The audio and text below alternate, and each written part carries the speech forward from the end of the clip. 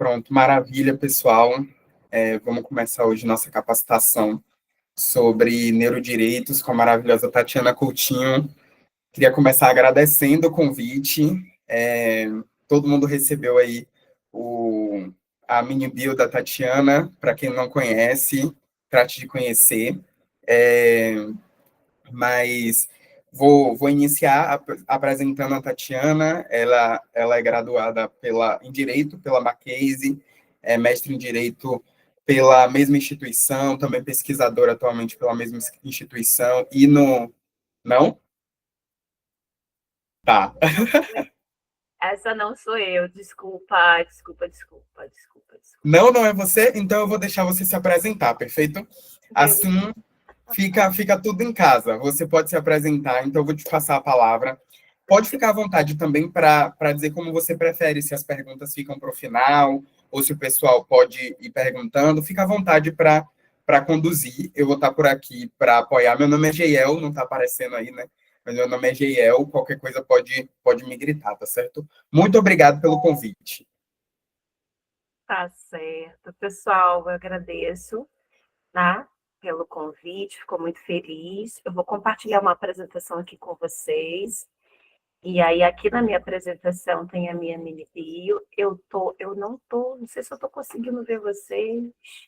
Espera aí, só um minutinho. Não estou conseguindo ver vocês, então se vocês precisarem falar alguma coisa, me apontar alguma coisa, eu não vou conseguir ver chat, pode abrir o microfone e falar a qualquer momento. Assim que vocês abrirem o microfone, eu vou conseguir ouvir e vou interromper para dar a palavra para vocês. Se apresente, diga seu nome, faça a sua pergunta, faça a sua intervenção, sua colaboração. Fique à vontade, tá? Nós estamos aqui entre amigos. Eu estou muito honrada pelo convite, emocionada até, né? Porque a minha história ela vem de um lugar muito de devolver para a minha comunidade, em compartilhamento de saberes e também em oportunidades. Aqui está a minha mini bio. Sou advogada, já tive uma experiência como TEDx Speaker, sou mestranda em Direito e Regulação pela Fundação Getúlio Vargas do Rio de Janeiro, fiz o LLM em Privacidade e Proteção de Dados em Lisboa, na Universidade de Lisboa, especializações inúmeras,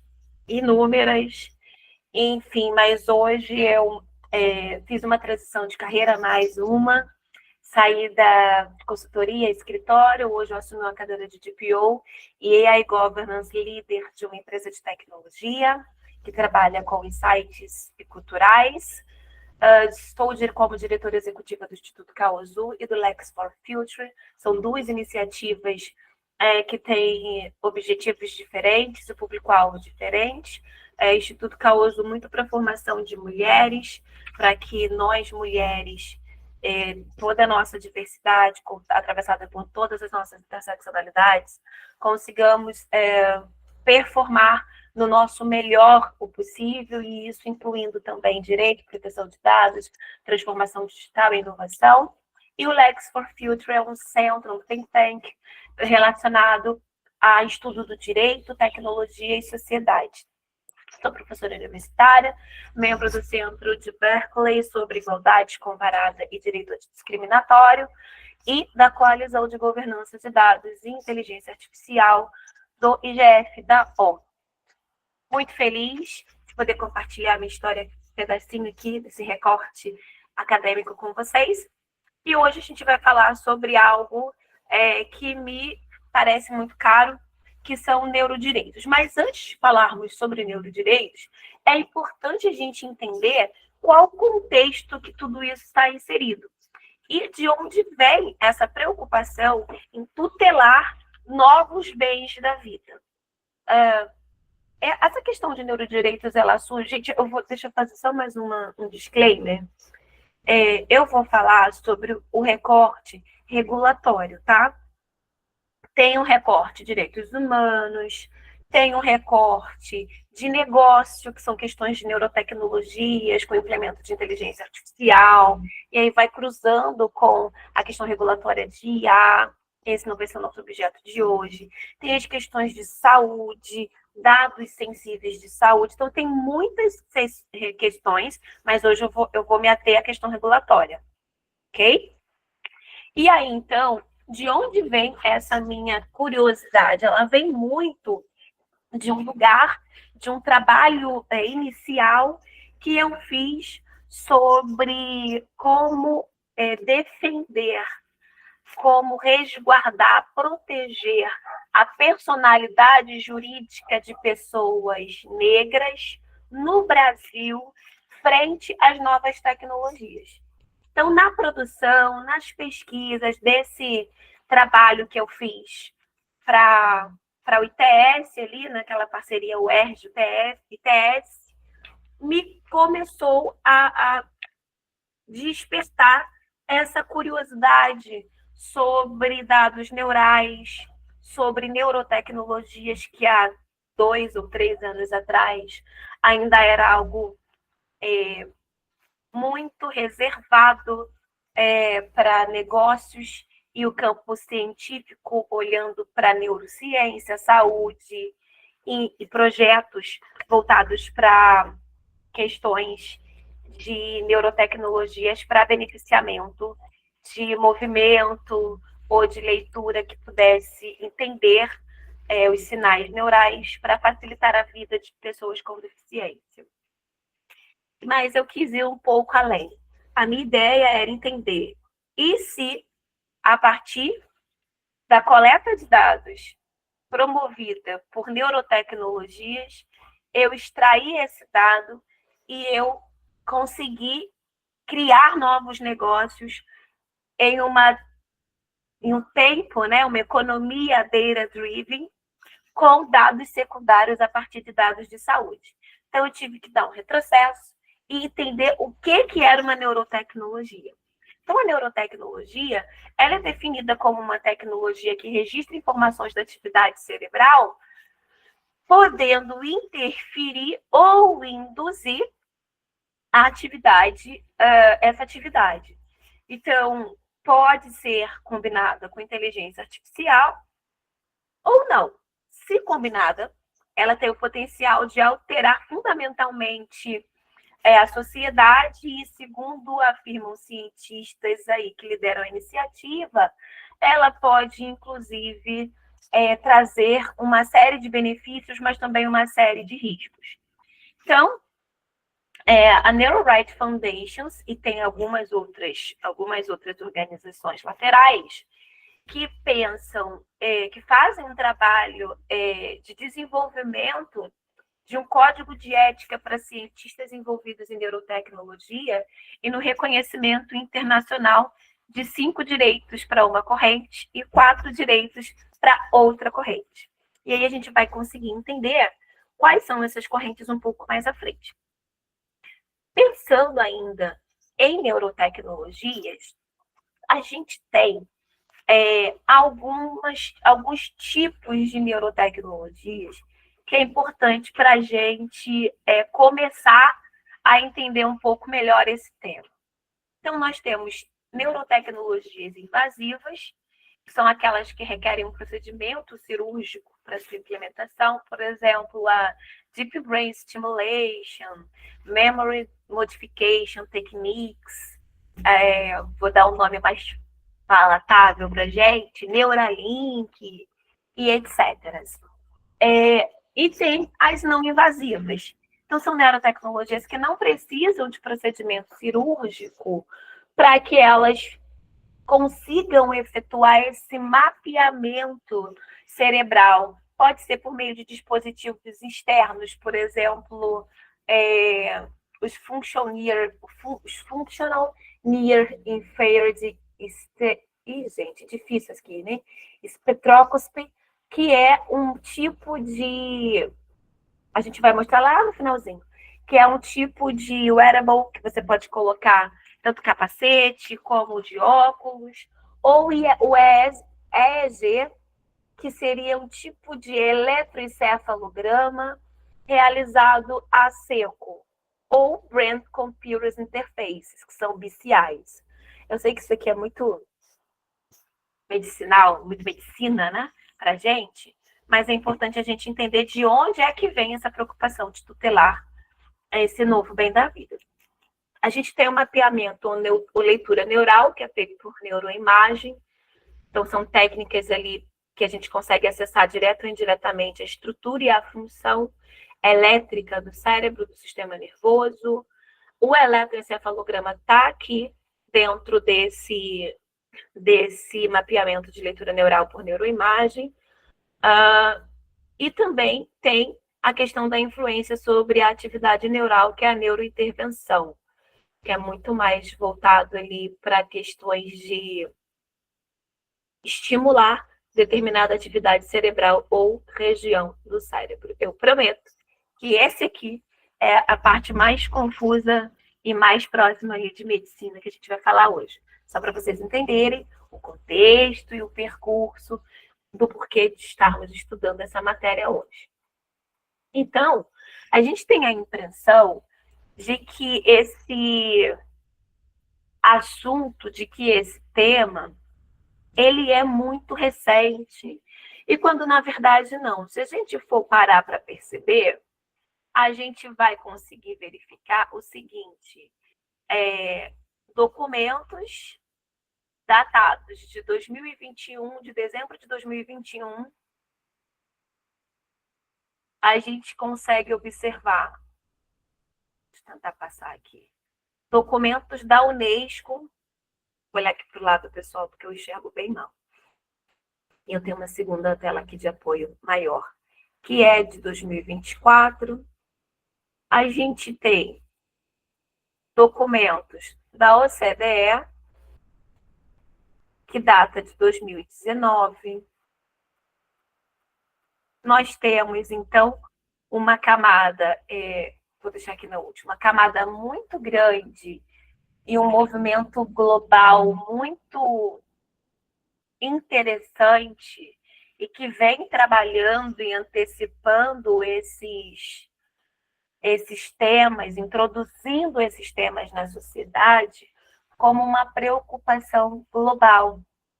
Então, percebam que, se a gente for, eu estou fazendo só um recorte, mas se a gente for olhar os textos seminais dessa matéria, a gente vai ver texto de 2019, 2017, 2012. Então, tem um material muito vasto.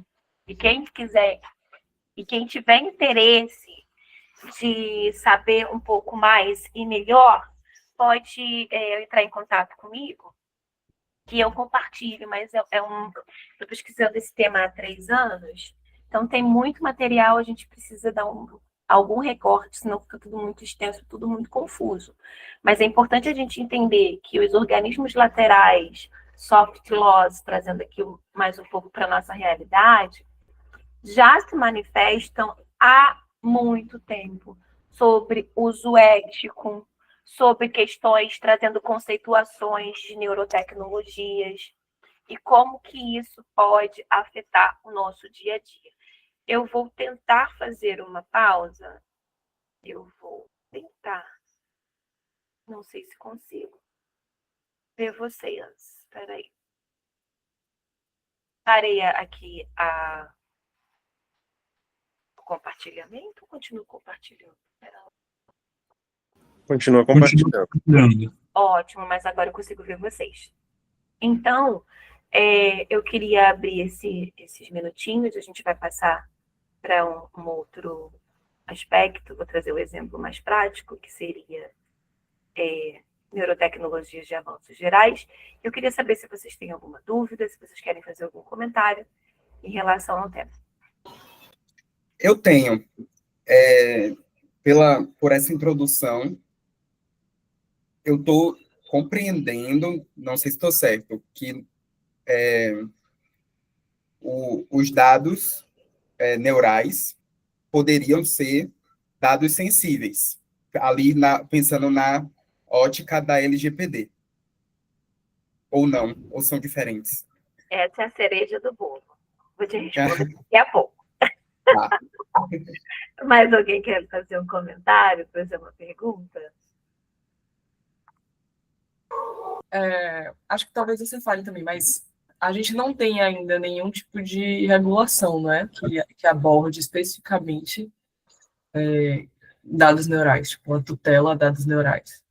Você fala em nível Brasil ou em nível global? Isso, Brasil. Em nível Brasil, nós temos algumas iniciativas, mas ainda não temos uma regulamentação.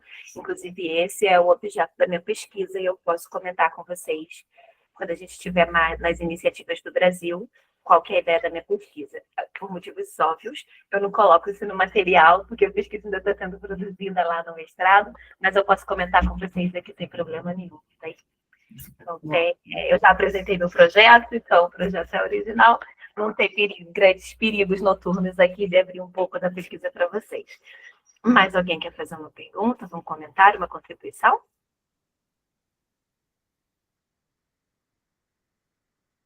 Então, eu vou seguir, pessoal. Eu tô apresentando agora num modo diferente fatos sobre mim. A gente vai emergindo, né? E vai tendo acesso a outros tipos de tecnologias. A empresa me mandou um Mac e eu ainda estou aprendendo a mexer aqui. Então, agora eu estou apresentando num modo que eu nunca vi na vida. Então, se acontecer alguma coisa, vocês levantem a mão, que a gente vai descobrindo junto. Então, vamos lá. O que eu tenho hoje aqui? Eu não estou no modo apresentação. Safadinho. Pronto. Vamos para o modo apresentação. Espera aí. Gente, que luta, Brasil. Modo apresentação. Pronto, voltamos para o lugar. Então, hoje a gente já tem, e parece uma coisa meio Black Mirror, né? Meu Deus, a Tati está meio louca. Eu levei isso para a FGV, que é uma escola tradicional de regulação, muito embora tenha o CTS, com a direção do coordenador Lucas Belli e Nicolo Zinglag. Eles trabalham muito nessa frente de tecnologias, de governança, de questões envolvendo cibersegurança. Porém, eles acharam isso meio Black Mirror e eu tive que ter um trabalho interessante para poder convencê-los a serem meus orientadores. Mas hoje a gente já tem entre nós as tecnologias, as neurotecnologias. Então percebam que isso aqui é uma página do Emotive, onde ele vende um capacete com neurosensores não invasivos a módicos $2.299. Ou seja, não é uma utopia, já está entre nós. E mais para frente, pode falar. Se alguém comentou, eu não estou vendo. O Laerte comentou no chat, parece uma coisa Futurama mesmo. Parece coisa do além, né? Quer dizer, do futuro. Mas já está entre nós. Eu vou aproveitar aqui, porque eu tô aproveitando para dar uma bisoiada aqui na apresentação, e me parece que a gente não vai ter mais nenhum outro tipo de exemplo, então eu vou aproveitar essa tela aqui para falar com vocês. Eu vou fazer exatamente como eu fiz antes. Vou tirar do modo apresentação para falar com vocês. Existe hoje já entre nós os smartwatches. Quantos de nós utilizamos? Eu não tenho, porque eu estou emergente, ainda não tive dinheiro para comprar. Mas quantos de nós já temos os smartwatches? Aquilo ali é um tipo de sensor capaz de medir pulso, capaz de comunicar com o seu smartphone e capaz de medir sua pressão. Isso vai depender da tecnologia que você adquiriu, tá? Não são todos. Mas capaz de medir pressão, batimento cardíaco, ver contagem de passos. Então, a gente já tem um protótipo de ESG, que é eletroencefalograma a seco, entre nós. E nós estamos aqui, achando que é coisa para o futuro e, na verdade, já está acontecendo. Se você parar para perceber, saiu a semana passada uma notícia de um implemento tecnológico no óculos da Meta. Mas por que Meta, uma rede social, ter interesse em ter uma neurotecnologia? Já pararam para pensar? Será que a gente não está falando de uma evolução no que a gente já tem de óculos de realidade virtual avançada, tecnologias avançadas de realidade virtual?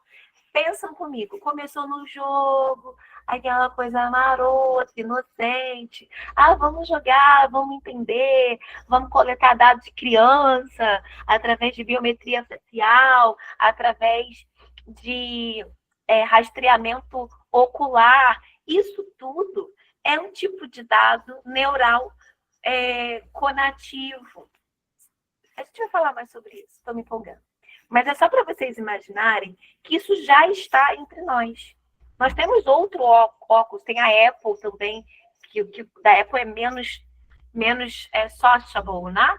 Ele é menos amigável, ele é muito grande. Mas a Meta já tem um óculos aqui, ó, muito parecido com o meu, rodando por aí, e já saiu semana passada pelo Neurocentral que é possível avaliar, assim, a intenção e o comportamento neural das pessoas. Então, vamos avançar aqui que a hora não espera, né? A gente tem, então, dentro desse aspecto todo, a gente tem ali uma pesquisa que vem muito incentivada no governo Barack Obama, mais uma vez, Barack Obama, Estados Unidos, sobre os estudos do projeto BRAIN. Então, esse estudo do projeto BRAIN, ele intencionava entender questões relacionadas à neurociência, a comportamento, mas a NeuroRight Foundation, que tocou essa pesquisa, eles perceberam, então, que o que se tinha descoberto das potencialidades, das possibilidades de interferência cerebral, de interferência no modelo cognitivo das pessoas, era muito além do que as soft laws e as regulamentações e os direitos como um todo, não se era possível, não se era capaz de proteger esse novo bem da vida. E aí vem a ideia, percebam, mais uma vez, eu estou muito comunicativa hoje, mas isso é muito sério. Percebam mais uma vez, a ideia surge de cientistas, neurocientistas, não necessariamente foi motivado por um grupo de juristas. Então, ao pesquisar, o professor Rafael Yost e mais o seu grupo de pesquisa entendeu que o que se tinha de regulamentação, de direito fundamental e etc., não era possível resguardar a tutela, enfim, dos dados cognitivos. Na verdade, dados neurais, ele traz essa abordagem de dados neurais. E aí, então, é que vem... a partir dessa ideia de Rafael Yost, é que ele propõe 5 neurodireitos. E aí eu condensei aqui, numa foto que é da fonte da NeuroRights mesmo, que nós temos esses 5 direitos aqui, pensado por cientistas. Eu estou batendo muito nessa tecla, que a gente vai falar sobre isso mais tarde. Então, o que a gente tem? Direito à identidade pessoal, que diz que, sob nenhuma circunstância, a neurotecnologia pode alterar o sentido do eu das pessoas, ou seja, para a gente, está muito próximo do direito da personalidade, certo? Livre-arbítrio, as pessoas serão capazes de tomar decisões livremente, ou seja, sem manipulação por meio de neurotecnologias. Privacidade mental, os dados sobre a atividade cerebral das pessoas não podem ser usados sem o consentimento das mesmas, e aí a gente já entra aqui numa questão muito próxima de proteção de dados pessoais, como já muito bem trazido aqui. Acesso equitativo, a melhoria das capacidades cerebrais através de neurotecnologias devem estar disponível a todos, e aqui eu quero fazer uma parte. Por quê? Porque é possível que o futuro do trabalho esteja... Gente, se ficar muito inconveniente esse meu tira modo apresentação, bota modo apresentação, vocês levantem a mão e me avisem. Mas pontos estratégicos eu quero falar tendo a sensação de que vocês estão me entendendo. existe aqui um perigo muito grande quanto ao acesso equitativo, porque a gente está falando de futuro do trabalho. Agora, corta para a população negra periférica, pobres, brancos, periféricos, e toda essa diversidade que a gente tem, comunidade LGBTQ, APN+, enfim. Se hoje nós temos uma grande questão relacionada à diversidade socioeconômico-cultural já instalada no nosso país, imagine se a gente já tem esse tipo de tecnologia para fazer implemento cognitivo. Como que não vai ser o acesso à cultura, a trabalho, a estudo, a faculdades federais, que já é uma inversão absurda?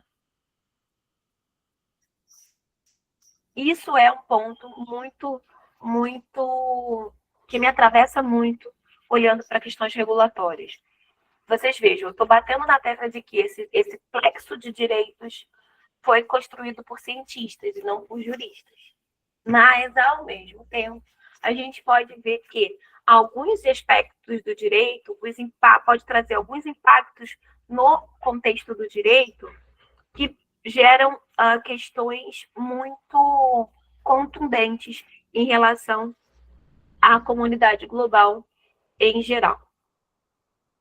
É isso. Bem-vindo ao Mundo Novo.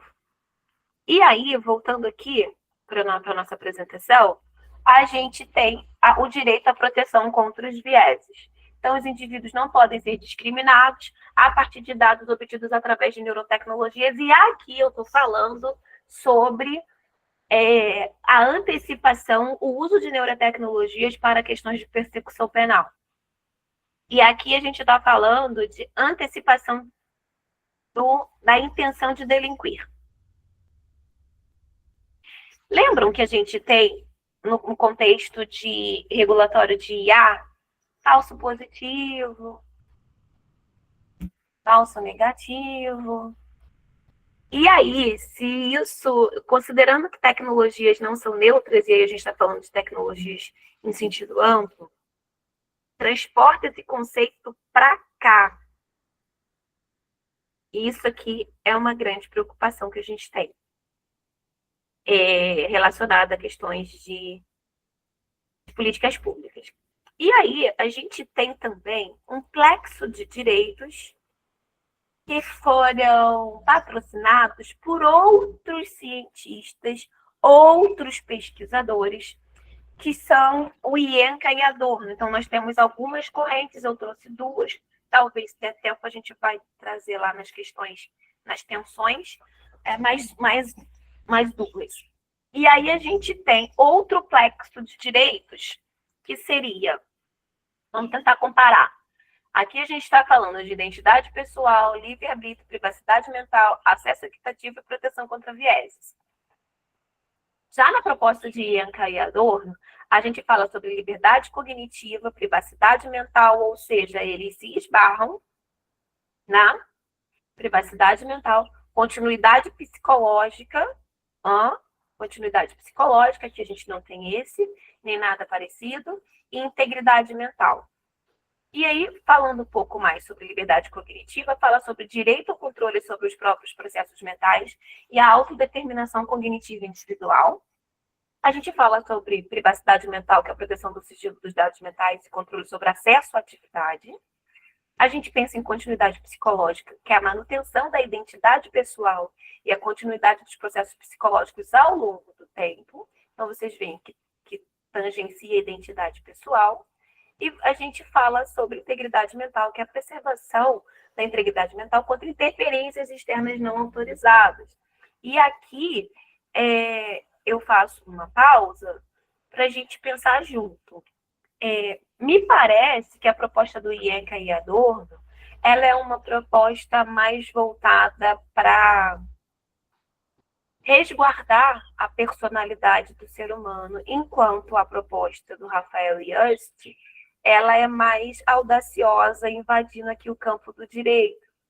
Mas se a sensação que eu tenho é que esse plexo de direitos aqui é um pouco mais complexo, um pouco mais abrangente, e que aqui eu já estou fazendo um estudo de prognose, ou seja, de futurologia, pensando em acesso equitativo, pensando, enfim, em questões que ainda não estão postas no mundo.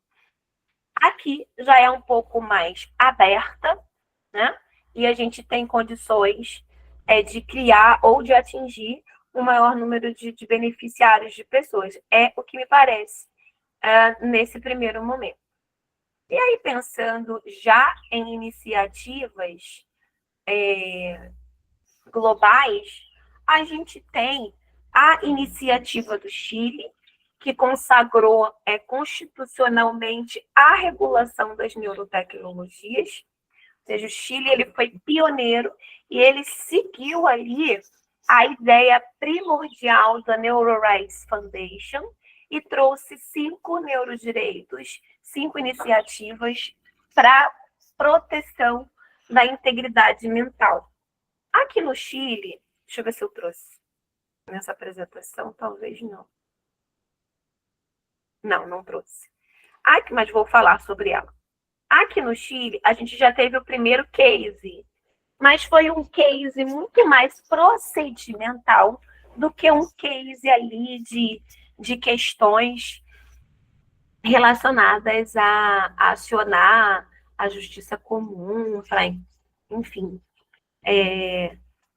para buscar seus direitos. A gente teve um caso de um homem, um indivíduo, que teve os seus dados coletados, sem ampliado a coleta de seus dados, sem a coleta de um consentimento específico. E aí a gente já consegue trazer e utilizar os institutos de proteção de dados para operacionalizar os direitos relacionados ao plexo de neurodireitos utilizados no Chile. A gente operacionaliza olhando muito para a proteção de dados. Mas a gente ainda tem uma tensão muito forte aqui, que a gente vai falar um pouquinho mais à frente. Vamos falar sobre uma iniciativa do Brasil, para quem perguntou. Gente, eu sou péssima de nome, mas sinta-se contemplada ou contemplado. A gente tem a proposta de emenda à Constituição, que foi proposta pelo senador Randolfo Rodrigues, e foi com o apoio de Camila Pintarelli, que trabalhou ali durante muito tempo à frente da representação do Estado de São Paulo junto aos tribunais superiores. Hoje me parece que ela ocupa a Secretaria de Segurança Pública. Então, percebam, há um projeto, há uma proposta de emenda à Constituição já em andamento, em trâmites, e que intenciona um movimento muito parecido com o movimento do Chile, que é trazer neurodireitos como direitos fundamentais e, a partir daí, uma lei, né, federal que discipline o tema. Uma outra iniciativa que nós temos é a proteção a neurodireitos e a integridade mental na Constituição Estadual do Rio Grande do Sul. E a do Rio Grande do Sul, ela fez essa alteração da seguinte forma: todo indivíduo possui o direito à integridade mental como uma proteção inalienável contra a manipulação decorrente dos avanços da neurociência e da neurotecnologia. Perceberam que não tem como a gente avançar na tutela de novos bens sem entender o contexto? Neurociência e neurotecnologia. Percebam aqui que, pela PEC 298 de 2023, que alterou a Constituição do Rio Grande do Sul. Outra iniciativa que a gente tem: relatório final dos trabalhos da Comissão de Juristas responsáveis pela polêmica, abre aspas e fecha aspas, revisão e atualização do Código Civil. Então, tem aqui parágrafos, incisos, tratando sobre neurodireitos e o uso de dados cerebrais, tratando sobre o direito à proteção contra práticas discriminatórias e enviesadas a partir de dados cerebrais, direito da continuidade, eu estou lendo de baixo para cima, né? Não me reparem. Identidade pessoal e da vida mental, com a proteção contra alterações da identidade pessoal, enfim. Aqui seria uma mistura das duas linhas de uma forma procedimentalizada. E, por último, voltando aqui, trazendo um panorama melhor, eu não coloquei colorado aqui, gente, desculpa. Trazendo um melhor panorama, a gente tem dois grandes modelos, tá? Hoje, aqui no Brasil, para simplificar e sintetizar. Nós temos dois grandes modelos, que é o modelo chileno, que é um marco autônomo, foi incorporação constitucional de neurodireitos, enfim, na Constituição, mais a criação de uma legislação infraconstitucional específica sobre neuroproteção e o pioneirismo mundial na positivação de direitos mentais fundamentais. E a gente tem, por outro lado, o modelo americano, que entendeu pela alternativa, pela estratégia de reinterpretação. Então, que se pensou no fortalecimento das agências ou dos organismos de regulação por meio dos direitos já existentes. Então, o desenvolvimento de uma jurisprudência expansiva sobre a privacidade mental e adaptação do CCPA, que seria a nossa LGPD. E o Colorado Privacy Act. Então, percebam, existem duas estratégias regulatórias no mundo. Nenhuma das duas é aqui do Brasil. O Brasil tem a intenção de acompanhar o modelo autônomo chileno, mas a gente não tem um estudo empírico, comparativo, prognóstico, nada cientificamente embasado que nos faça entender que essa estratégia, ou até mesmo a dos Estados Unidos, seria possível se realizar dentro do aspecto do Brasil. Porque quando a gente pensa em regulação, é importante a gente não só exportar uma lei para dentro do nosso país, é entender quais são os requisitos válidos e que deram certo lá, testar se esses requisitos são válidos aqui no nosso país, que é um país continental, que é um país totalmente diferente, culturas diferentes, modo de percepção de leis e regras, padrões, princípios, de forma diferente. Então, tem uma tensão aqui regulatória sobre o tema que não está sendo discutida. Vamos lá. E qual que é a tensão? A tensão é a disputa entre a criação de novos direitos, a reinterpretação dos direitos já existentes. Então, por novos direitos fundamentais, a gente tem o Stienka e Adorno. Percebam que, muito embora eles tenham algumas divergências sobre quais devam ser esses direitos, eles estão nessa corrente de novos direitos fundamentais específicos de neurodireitos para enfrentar os riscos emergentes de neurotecnologias. Em contrapartida, tem uma... Lembra que eu falei que eu ia falar sobre mais uma corrente? Cá está esta uma corrente, que defende a reinterpretação constitucional. Então, nós temos o Bublitz e o Bertone, que sustentam a suficiência desse plexo de direitos, esse arcabouço, como vocês queiram chamar, desse conjunto de direitos existentes com uma hermenêutica constitucional adaptada aos novos desafios, né, aos desafios atuais.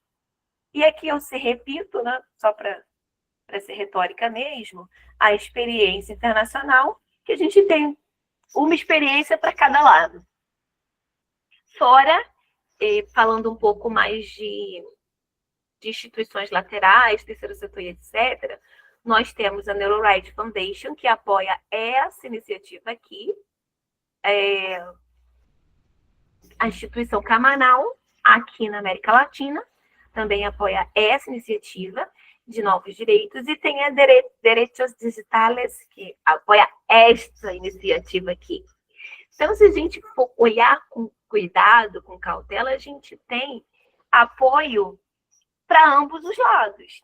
Agora, aqui no Brasil, o que a gente tem já de substrato fático, empírico, científico, para que a gente consiga cravar o nosso posicionamento? E é sobre isso que eu estou pesquisando.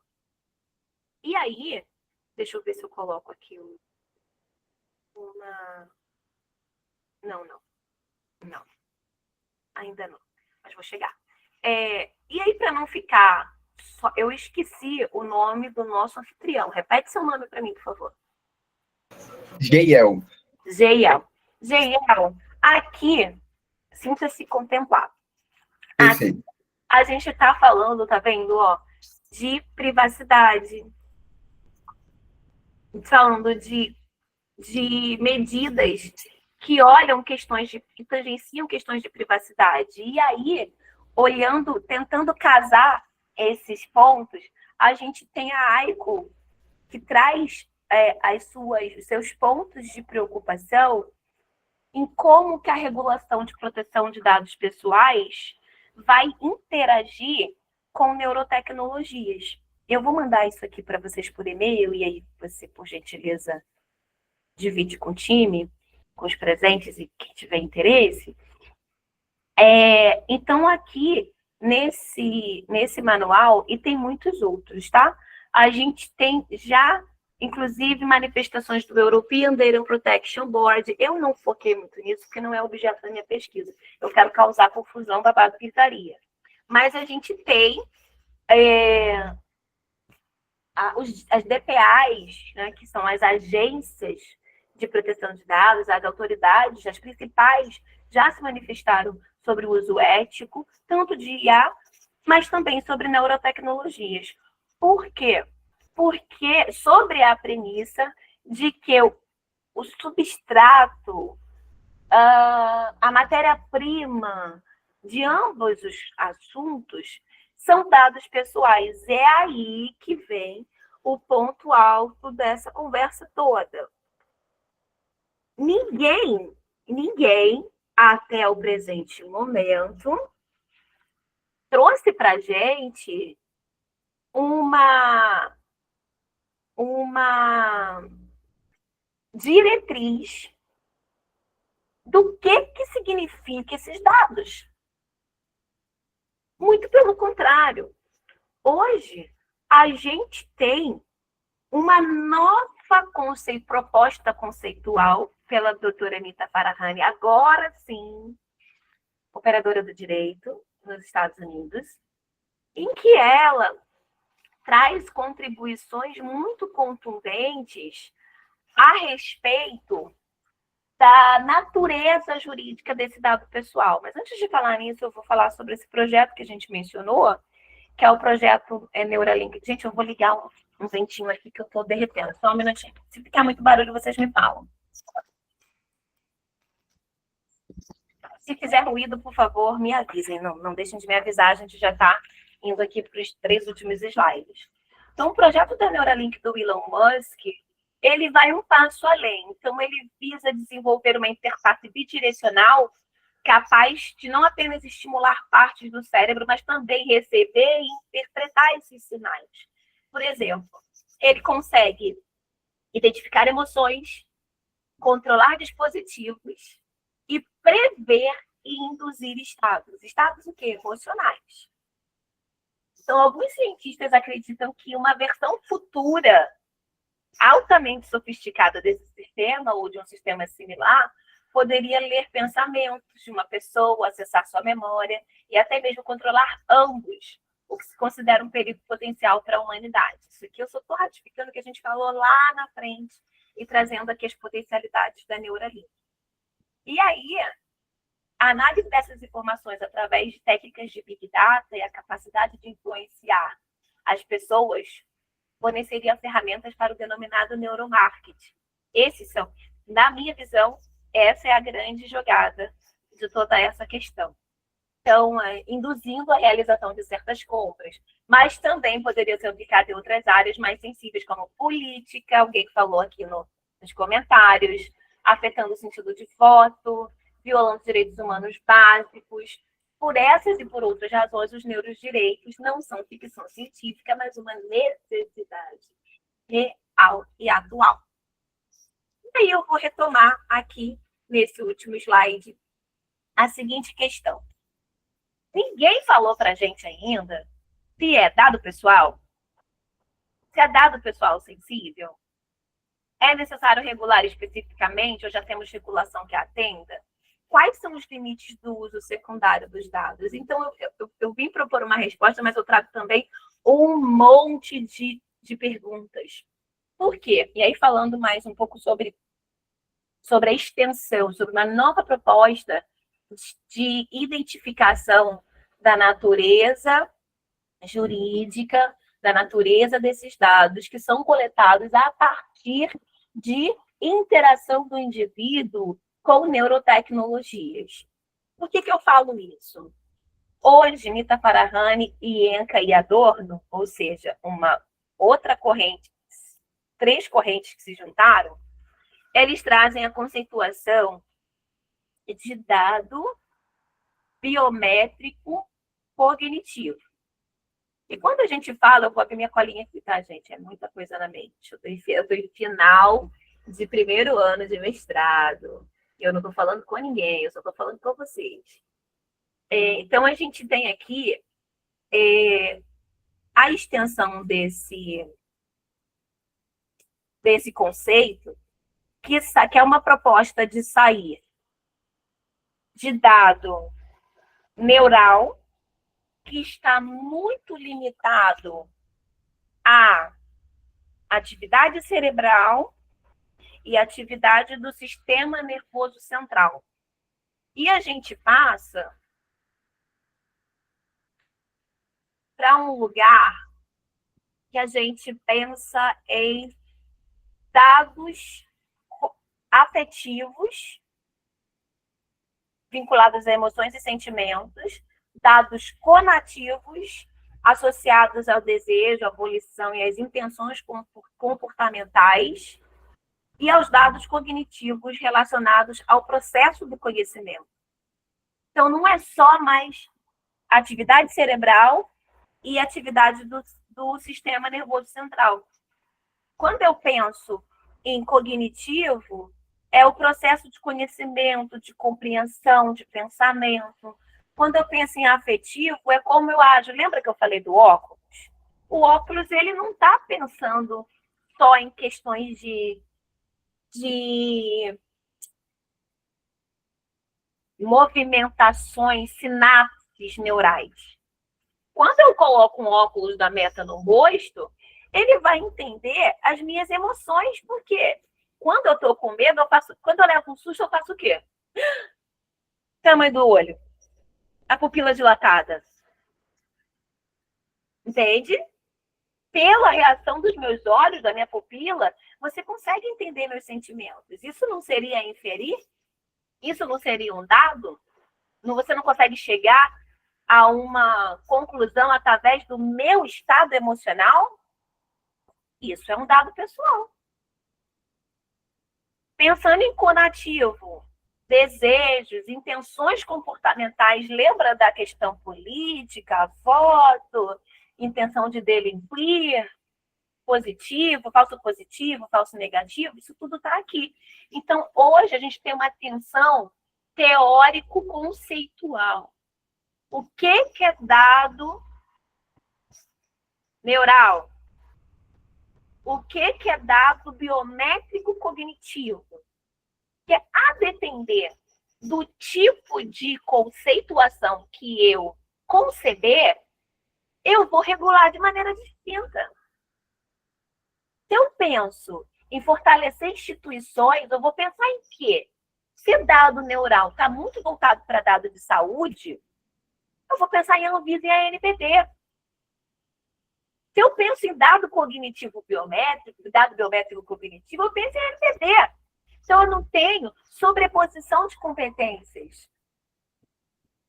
Eu posso, então, de repente, expandir, fortalecer a NPD, como foi feito no caso do ECA Digital, e aí eu não preciso criar uma nova lei, e aí eu não preciso andar com essa emenda constitucional, ou eu ando com a emenda constitucional, abro espaço para uma lei federal e deixo na competência da própria NPD. Então, assim, tem muitas opções regulatórias que a gente pode seguir. Mas e aí, eu vou querer dizer que é GIEL, não tenho certeza, mas eu acho que é. Mas aí, Isso. então, GIEL, a gente não tem. Esse é o cerne da pesquisa. E esse é o ponto. Se eu conceituo como dado neural, eu estou mais próximo da saúde. E a ANS, se você percebam, a LGPD, ela não conceitua dado sensível de saúde, que é totalmente diferente de dado sensível.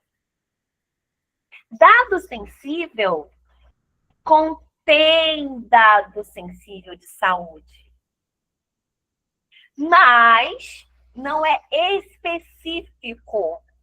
Nem todo dado sensível engloba a completude do dado sensível de saúde, razão pela qual a ANS expediu uma portaria conceituando dado sensível de saúde. Porque faltava informação para poder delimitar. Então, perceba, se a gente juntar LGPD, se a gente juntar portaria da ANS, e se a gente juntar o regimento da Anvisa, que trata sobre questões de aparelhos, de neurotecnologias ou de dispositivos médicos intrusivos, a gente consegue atingir alguma questão, mas não em sua totalidade. A gente não consegue resolver o problema, por exemplo, do uso de neurotecnologias para a saúde. Desculpa, para consumo. Quem que está regulando os dados que os óculos de imersão aprofundada já coletam hoje, inclusive em jogos, que são dados de criança e adolescente? A gente tem um livro. A gente tem uma área cinzenta regulatória. Porque não é simplesmente dado pessoal sensível. Mas é dado de saúde? É dado biométrico, cognitivo? Esse é o ponto. Então, o que eu quero dizer com tudo isso? O que eu quero incentivar vocês a pensarem em estudar um pouco mais o tema? É dizer que hoje a sociedade como um todo conta muito com o corpo científico universitário para introduzir pautas relevantes e que visem não somente pautas datadas, mas também que pensem no bem comum. Principalmente nos pontos de políticas públicas e de fomento à inovação. Eu não sou contra o fomento à inovação, muito pelo contrário. Eu trabalho para empresas de tecnologia. Mas a minha estada em empresa de tecnologia, eu já conversei isso muito com a Louise. Que a minha estada em empresa de tecnologia, ela é intencional. O que eu posso levar das minhas vivências enquanto mulher negra periférica, cientista, professora, cidadã, para dentro dessa empresa, para que haja o uso ético, responsável, sustentável dos dados pessoais, independente da natureza que eles têm. Então, a gente está com a faca e o queijo na mão, porque a pesquisa, ela antecipa a inovação. E a forma como a inovação vai ocorrer é a pergunta de $1 milhão. Será que eu vou ficar indiferente ao tudo que está acontecendo no país? Ou será que eu vou, enquanto produtora de ciência, de inteligência... Ui, gente, desculpa. Entrou um aviso aqui para mim que instalou no ouvido. Produtora de ciência, de inteligência, de forma ética e de forma a beneficiar a sociedade como um todo. Eu prefiro ser otimista. Eu entendo que a gente está daqui para frente, é só daqui para trás. Tem questões muito impactantes nas comunidades, questões de soberania, questões de data centers, questões climáticas, mas a gente tem, eu estou numa faculdade de Direito, né? Então, a gente tem aí a tríade fato, valor e norma. De quem que é essa teoria? De quem que é? Aí, gente, pelo amor de Deus. De quem Esse que é? Kelsen. É Kelsen? É Kelsen? Não, né? É Miguel Reale. Como é que é o nome? Miguel Reale. Mas como é que é o nome da teoria? Trifásica. É tridimensional da norma, não é isso? Básica. Como?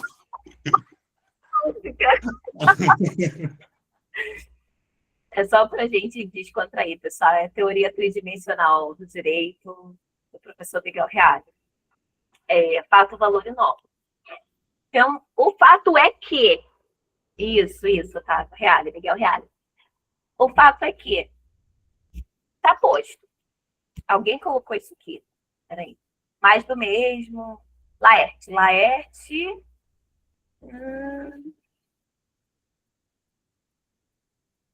Peraí, gente. Teve mais alguém que falou isso. Sim, Nayara, exatamente. Mas vocês verem que nada é solto. Ai, que loucura. Vou testar aqui na rede social as emoções. Soltamente. Não. Eles queriam entender se pelas telas eles conseguiam fazer o que estão conseguindo fazer com os óculos, porque economiza, é muito melhor, seria um sonho na vida de qualquer um, se todo mundo conseguisse coletar pelos sensores de tela, melhor do que no corpo, porque essa coisa de contato com o meu corpo ainda traz muitos obstáculos e tem um custo para as grandes massas. Então, a coleta vai ser reservada para quem tem poder de compra. E aí, o que se quer é o maior número de dados possíveis. Você está certa. E aí, então, o fato está posto. A tecnologia está aí, independente das nossas posições, né, políticas, partidárias e etc., não temos o que fazer porque não cabe a nós, não cabe a nós, não depende de nós a ação tão imediata. A gente tem o que fazer a médio e longo prazo, que é nos tornarmos um dos tais para ter influência. Porém, a curto prazo, o que me vem à memória é que a ciência, né, a tecnologia hoje e sempre, e vai ser para sempre assim, eu não quero essa esperança, de que a ciência, ela antecipa a inovação. E se nós, enquanto operadores do direito, não abrirmos a nossa perspectiva em trazer estudos relevantes, de relevante impacto social, a gente vai caminhando para o fim. Aí é daqui para trás, não tem mais volta. Então, eu quero incentivar vocês, nesse momento da vida de vocês, se interessarem por temas de impacto social. Deixe sua contribuição para a universidade, para a sua sociedade, para a sua comunidade local. Eu sei que é cansativo, né? Às vezes a gente tem que criar meios para conseguir fazer as nossas entregas, mas eu acredito muito na união com propósito. Vocês estarem aqui sábado, 3 horas da tarde, ouvindo falar de um monte de coisa meio louca, meio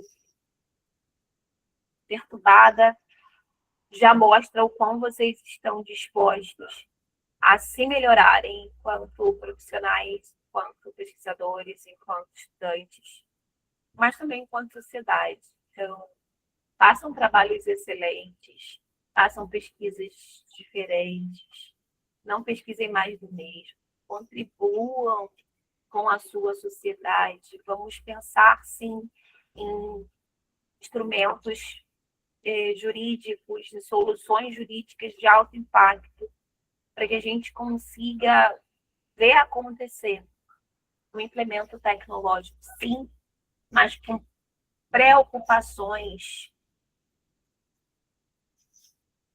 e vozes fundamentadas cientificamente que possam contribuir de forma excelente para o debate. Eu estou disponível para vocês nas minhas redes sociais, vou deixar aqui meu telefone. Para quem quiser se interessar sobre o tema e quiser material, e etc., além desse aqui, que só um compiladão para a gente conseguir conversar, mas tem materiais, tem artigos científicos. Eu mapeei os 20 artigos seminais, posso dividir com você que tem interesse. E no mais, eu estou 1001% disponível para vocês. Quem já me conhece, sabe, acesso, sabe. Vou abrir aqui para as perguntas, para as contribuições, para a colaboração. Vão abrindo aí o microfone vocês, hein? Não vou fazer fila, não. Oi, tá me vendo, me escutando? Primeiro ponto, queria pedir desculpa, o erro foi meu no currículo, tá? Foi um erro material, totalmente meu. Eu tô meio bela dessa semana aí, né? Estudante final de curso, acontece. Segundo, eu gostaria de parabenizar você pela sua trajetória como mulher preta, na frente de diversas questões que são muito importantes, tanto no ramo do direito digital quanto da neurociência, né? Porque neurodados é parte da premissa que é uma vertente da neurociência, por mais que não envolva diretamente a medicina, não deixa de ser, ou biologia. E é isso, e também gostaria de te perguntar se você se importaria se nós fizéssemos um post, né, que você é a segunda mulher que está seguida, que está fazendo a capacitação para nós aqui do Labid, né, teve Geisa há 15 dias atrás, e a gente queria falar um pouco, fazer um post sobre mulheres nessa posição de comando de vozes, e destacar você, igual mulher preta, e tanto Geisa também, que apesar de Geisa não ser uma mulher preta, negona de alma, se é que vocês me entendem, ela corrobora muito para a nossa comunidade. Claro, pode ficar à vontade, me marquem lá para eu poder reverberar. Vamos em frente. Certinho.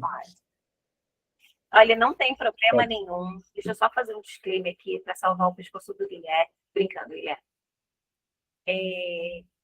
Eu sei que vocês têm curiosidade, o que a gente fala precisa ser embasado pela nossa trajetória, mas a minha mini bio está total disponível no LinkedIn. Eu raramente abro fazendo esse tipo de apresentação, a não ser que faça sentido como uma universidade, que eu sei que a gente precisa guardar os protocolos. Mas eu não tenho qualquer vaidade em relação à formação. E para ser muito sincera com vocês, enquanto mulher preta, eu tomei ciência do meu currículo esses dias aí. Eu falei, gente, mas fiz coisa, né? Gente, tô passada. Aí eu tomei ciência do tanto de coisa que eu tinha feito, que eu acho que eu fui fazer um Lattes lá para a FGV. Eu falei, nossa, como estuda ela, né? Então, não se preocupe com isso, tá? Fiquem em paz. Digam. Fiquem à vontade aí para falar. Deixa eu aproveitar para perguntar sobre a atuação da agência reguladora. Eu não tinha pensado até você falar sobre a ANS. Eu sempre pensava na ANPD. E aí eu fiquei assim, me assustei quando você falou, porque eu acho a ANS bem complicada, é uma agência difícil, assim, para as pessoas, para os cidadãos, né, que precisam da ANS. Parece ser bem difícil, eu tive pouco contato, né, na minha vida, então ela já parece ter bastante competência, bastante coisa para fazer, então, a não ser que aumentasse a quantidade de pessoal, enfim, o cuidado, talvez a gente poderia pensar na ANS, mas, honestamente, eu não consigo visualizar, a não ser, claro, por decorrência da própria legislação, né, a atribuição ali da ANS, mas você não acha que seria melhor a NPD se apropriar cada vez mais desses temas, considerando que ela está cada vez ganhando mais autonomia, né, ganhando mais pessoal, enfim, será que a NPD não poderia se apropriar cada vez mais do tema, né, sem querer tirar alguma competência da ANS nesse momento assim da gente não saber o que é quem é. Então, sem uma invadir a outra, será que não dá para cada um fazer sua parte com mais intensidade? Sim, deixa eu só fazer uma correção. Eu falei que a portaria era da ANS, mas a portaria é do Ministério da Saúde, desculpa. A portaria que conceituou dados sensíveis de saúde foi do Ministério da Saúde. Esquece a ANS. Vamos voltar das questões da competência. A ANS, mais uma vez, não entra nesse rol, entra a Anvisa, que já não é que ela regulamente, né? Mas faz algum tipo de regulamentação de dispositivos médicos para finalidades médicas. Então, me parece que seguindo o que já tem sido feito, é que a ANPD encampe esse assunto no formato de parcerias. Então, quando eu penso em fortalecimento de agências, inicialmente eu penso em Anvisa, que já disciplina, questão de risco, exigências de documentos regulatórios, fiscalizações, regulações, aí para dispositivos médicos já existe isso hoje por parte da Anvisa. O que está no limbo é o uso de neurotecnologias para fins de consumo, que me parece que pode ter competência concorrente da ANPD com Senacom, Secretaria ali de Defesa do Consumidor. Então, eu tenho visto competência concorrente da ANPD com o CAD, a ANPD com o próprio Ministério da Saúde, a ANPD com várias outras instituições, inclusive Senacom, o que me parece que é um futuro possível. A ANPD encabeçando, porque fala de dados, e aí a ANPD tem sido bastante abrangente, né? Independente da natureza desse dado. Hoje, a ANPD, ela fez a louca. Publicou ali um radar. O radar, ele não tem, como é que eu posso dizer, força de regulamentação, de instrução, de posicionamento. Ele coleta todos os materiais, inclusive, eu vou deixar aqui para vocês.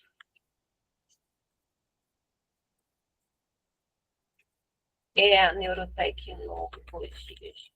Ele fala muito sobre esse ponto, mas ela não adentra a questão de natureza jurídica do dado, se é um dado neural, se é um dado cognitivo, biométrico. Então, eu escrevi um tema sobre esse radar no Jota, vou deixar aqui para vocês, entre algoritmos e sinapses. vezes, que eu venho falando exatamente sobre essa coisa, essa manifestação sui generis da NPD, sabe? Quando a gente tem esse problema aí relacionado à falta de posicionamento, mas eu acredito que quando ela começa a ventilar, é porque ela está se preparando internamente para aprofundar no tema e se apropriar.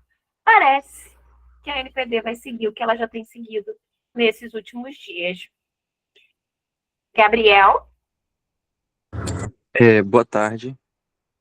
Eu queria agradecer a priori, eu achei a palestra excelente, e me veio algumas ideias à medida que você estava falando, principalmente por conta de um colega que falou, lembrou do Futurama, né?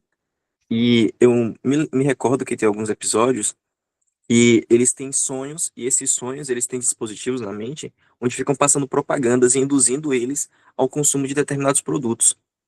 E também eu me preocupo muito com a questão política, com o caso da Cambridge Analytics, por exemplo, na época do Brexit, das eleições de Donald Trump.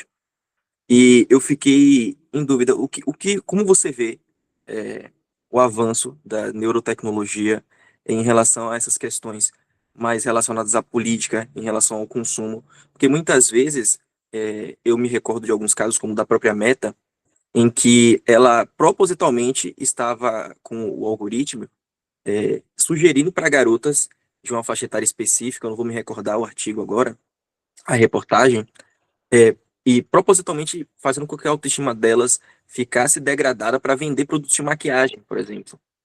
Então, com produtos de neurotecnologia, isso ficaria ainda mais atenuado, conseguindo perceber que determinadas situações específicas incomodam ou que determinadas situações de fragilidade podem fazer um antidepressivo ser recomendado, por exemplo.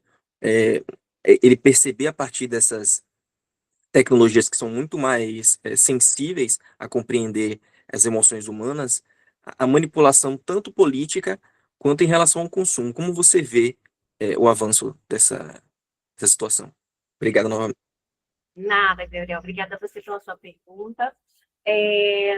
Eu vejo como futuros possíveis e é exatamente por tentar dar base e regra ética para essas possíveis atuações e cases de uso, que a gente chama, né?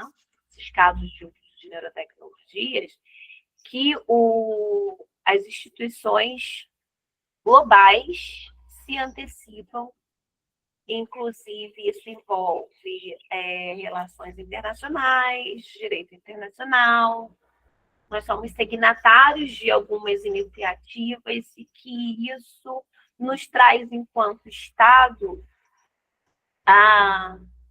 o compromisso de tratamento ético de novas tecnologias e, mais especificamente, aqui que estamos falando, neurotecnologias. Então, eu não vou dizer para você que isso não vai acontecer. Isso já acontece.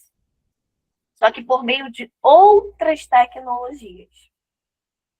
Então, as tecnologias, elas avançam. Vou te dar um exemplo de uma tecnologia que avança. Antigamente, quando eu era criança pequena lá em Barbacena, o racismo não era tão evoluído e sofisticado como é hoje. Não se falava em racismo algorítmico, por exemplo. Quem lê Tarcísio sabe que racismo é uma tecnologia. E que a tecnologia em si, ela não é neutra, ela apenas potencializa de forma sofisticada e escala os riscos. Então, o que a gente está pensando em termos de neurotecnologia já existe em termos de hiperpersonalização. O que a gente vai ver em neurotecnologias é o avanço de um risco que já está entre nós. Vai acontecer. Mas existem... É para isso que a gente está se locomovendo, que a gente está se movimentando, para que esse implemento tecnológico ocorra com o menor risco possível para a sociedade. Mas isso vai acontecer. Laerte, quer falar mais, Gabriel? Fica à vontade, desculpa. Não só agradecer, muito obrigado. Imagina, disponha. Laerte? Está me ouvindo? Está me ouvindo bem? Estou te ouvindo bem. Olá a todos. Obrigado, dona Tatiana, pela palestra. Foi relevante esse contexto, sim. Realmente, isso traz um desafio para a gente, porque muitas dessas coisas parecem ser coisa de ficção científica, até que a gente vê que, não, opa, aquilo sai da telinha para se tornar uma coisa real na nossa sociedade. Uma coisa também que eu tenho reparado é que muitas vezes a gente fica muito tecno-otimista com esse tipo de coisa, mas completamente alienado nos riscos que, por ser nova, ou ainda não existe, ou se existe, ainda não foi amplamente divulgado, debatido, conhecido, não só da parte de quem regula, mas também de quem produz esse tipo de tecnologia, que é atualmente relacionado com essas questões ora psíquicas, ora afetivas e ora científicas também. Inclusive, isso também me lembra bastante esse conceito dessa questão dos algoritmos, dessa questão da neurociência, com essa questão da corrida que a gente tem hoje pelo desenvolvimento de uma inteligência artificial supostamente superior e tal. Como, dentro desse contexto entre relação entre vida e tecnologia, que conselhos a senhora daria para mitigar ao máximo esses riscos? Primeiro ponto, Laerte, hoje a gente tem muitos frameworks vindo de... Vou bater muito nisso, porque a gente não tem ainda uma maturidade aqui no Brasil para esse tipo de coisa. Nós estamos construindo ainda, somos bebês. Mas a gente tem muitos frameworks hoje que olham para a governança. É certo que uma coisa que você falou sobre essas questões de convergência de neurotecnologias com mecanismos de inteligência artificial, porque para você conseguir fazer esse processamento gigantesco com um volume de dados gigantesco, tem que ter outras tecnologias de apoio, de fundação, e a gente pensa em Big Data, que é processamento, né, proporciona esse armazenamento em massa. A gente pensa em mecanismos de inteligência artificial, até para tornar esses dados em insights de negócio. E aí eu estou te falando do que eu faço no meu dia a dia. Transformo esses dados em negócio, em insights de negócio. E hoje o que a gente tem de instrumento para mitigação, e aí eu vou separar. Eu, sociedade. Eu, sociedade, eu vou ser seduzido pelo que me falta. Vou te dar um exemplo muito emblemático. Vou falar vendas, que é falta de responsabilidade minha, mas é isso que eu penso que é. Mas eu vou falar de recompensas oferecidas por empresas que coletavam dados de íris para alimentar um data lake, um banco de dados, quer dizer, um database, em São Paulo. O que eles ofereciam? Um valor de acredito que criptomoedas, né? Um valor em criptomoedas, mas que havia possibilidade de você sacar em grana, em dinheiro. E há notícias, Laerte, de que não pagaram. Então, foi um calotaço. E o que acaba acontecendo? Eu, enquanto sociedade, eu preciso me proteger. Para quem leu o Rodotà, Stefano Rodotà, entende que a nossa identidade digital é a extensão da nossa identidade física. Então, o que acontece? Se eu tenho uma identidade, eu preciso guardar, ou você anda com a sua identidade espalhada por aí. Eu não ando. Eu guardo a minha identidade. É essa mesma extensão de cuidado que a gente precisa ter no mundo digital, tecnológico. Então, para mitigar esse tipo de toma lá, da cá, eu preciso olhar para políticas públicas que tragam cultura na linguagem simples para o povo entender os riscos em torno de você distribuir os seus dados pessoais por aí. Porque enquanto a gente não tem um marco temporal sobre a natureza desse tipo de dado, para todos os efeitos, eu vou dizer que é um dado pessoal. É o que a gente pode fazer por agora. Enquanto negócios, operadores do direito ou empresa, eu penso que a gente tem que olhar para os direitos que já estão, já existe, é um fato, já está no mundo. Então, eu preciso usar o que já se foi valorado e normatizado, olhando para a teoria tridimensional do direito, fato, valor e norma. Eu preciso olhar porque a gente já tem. Então, eu já tenho direito à privacidade, que é diferente do direito à proteção de dados pessoais, que é diferente do direito à privacidade mental. Mas o que eu já tenho no mundo? Direito à privacidade, direito à proteção de dados pessoais, direito à autodeterminação informativa. Então, esses 3 direitos são direitos do titular, ou seja, o portador, dono desses dados. Então, enquanto empresa, enquanto promovedor de políticas públicas, eu preciso usar o que a gente já tem. Consentimento informado, específico. Eu preciso entender se isso é o legítimo interesse da empresa através do legítimo interesse do titular. Eu preciso fazer um relatório de impacto independentemente de ter consentimento ou não, para entender. Eu preciso, se tem mecanismos de inteligência artificial, eu preciso ter um AIA, que é uma análise de impacto algorítmico, eu preciso usar os documentos regulatórios que já estão no mundo aqui no Brasil, para entender se eu vou usar esse dado para o meu negócio, para uma política pública ou não. Eu já te dou a palavra, Alice. É preciso entender se... Já leio, olha lá, já vou, eu termino essa frase e leio o que você está falando.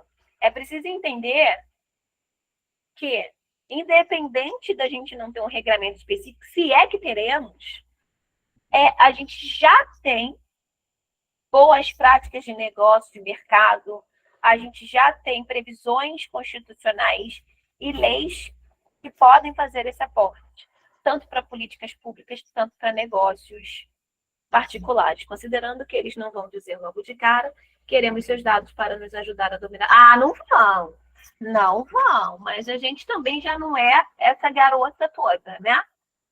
A gente aqui, eu estou falando de um time qualificado. Aí é que vem o nosso papel enquanto sociedade. A gente tem que olhar para os dois lados. Fomentar a tecnologia com segurança, mas também educar a população. Isso que a gente está fazendo aqui precisa ser replicado de vocês para a comunidade do entorno. Senão a gente não consegue avançar enquanto sociedade. Diga, Alice. Boa tarde, vou ser breve aqui pelo Ana da Hora. Queria agradecer, assim, é uma grande honra ouvir falar e, assim, acho que todo mundo vai levar um pouquinho da semente que foi plantada hoje, né, e fomentar esse debate. E, assim, eu gostei muito quando você traz do quanto o real já está aqui, né? Então, assim, por mais que a gente tenha todos esses dilemas acontecendo em termos de reflexão, análise de risco, regulamentação, eu penso muito assim, e a pessoa média? Né? Você pensar, poxa, se você é uma mãe e tem a oportunidade, através de uma nanotecnologia, ouvir seu filho falar pela primeira vez, né, você vai se preocupar nesse dilema com a invasão, a utilização desses dados, né? Então eu digo sempre assim, de quanto esse compasso moral, ele fica muito vulnerável, porque a gente olha para os dois parâmetros sempre, e a mesma base que vai ser utilizada para um vai ser utilizada para o mal, né? Vai ser o que vai ser uma leitura mental como um mecanismo de tortura, vai ser literalmente o laranja mecânica, né? Então, assim, eu lembrei bem quando você trouxe em relação de repressão do livro, né? Assim, quando você sente o asco, né, de todo aquele processo de violência do início do livro, mas de como no final você de alguma maneira também sente uma própria revolta pelo adestramento, né, pela falta de liberdade do protagonista ao final. Então, assim, acho que no mundo que a gente vive hoje, é muito fácil isso se inflamar no nível doido, de falar assim, pedófilos, né, pessoas que têm...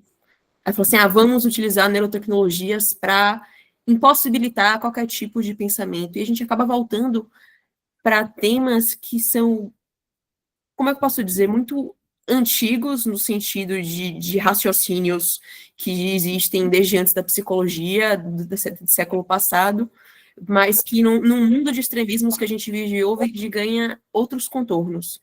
Então, só queria trazer realmente essa fala do paralelo do livro e de como a gente está nesse dilema moral de uso, seja numa posição de possibilidade, né, para o bem, que isso pode trazer, mas de riscos como um todo. Excelente fala, excelente contribuição, Alice. Eu falei, né, que eu sou sempre muito esperançosa, eu acredito muito nos organismos institucionais, nos organismos internacionais, eu acredito muito na força da nossa Constituição, e sempre tem, na minha cabeça, tá, gente?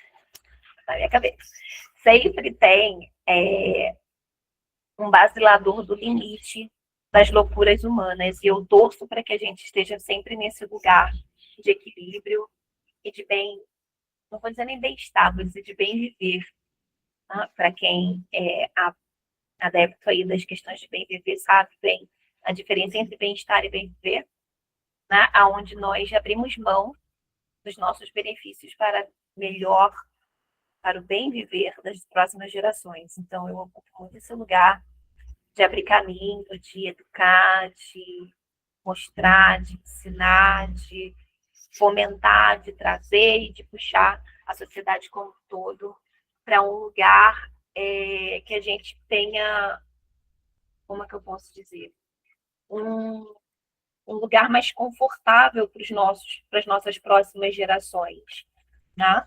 E aí, quando você fala sobre esse ponto da mãezinha que quer ver seu filho.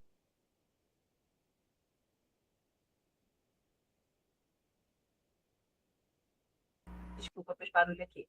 Mãezinha que quer ver seu filho falar pela primeira vez, a gente precisa de fato ponderar sobre os extremismos, né? É muito importante essa sua fala. Muito obrigada. Pessoal, eu vou deixar meu link aqui do meu TED, que a gente fala um pouco mais sobre inteligência artificial. Quem não teve a oportunidade de assistir, assista. Fala muito sobre isso que a Alice trouxe para a gente no finalzinho. Vocês têm mais alguma dúvida? Alguém quer fazer mais alguma contribuição? Bom, é isso então. Se mais ninguém tiver nenhuma contribuição, mais nada para falar, é isso. Só agradecer. Eu posso pedir para vocês abrirem a tela para a gente tirar uma fotinha para a titia? Eu ia pedir agora. Já deu spoiler. Só quem puder, tá, gente? Por favor, não se sintam constrangidos. Aqui é um lugar seguro para nós. Você tira? O Guilherme vai tirar para a gente.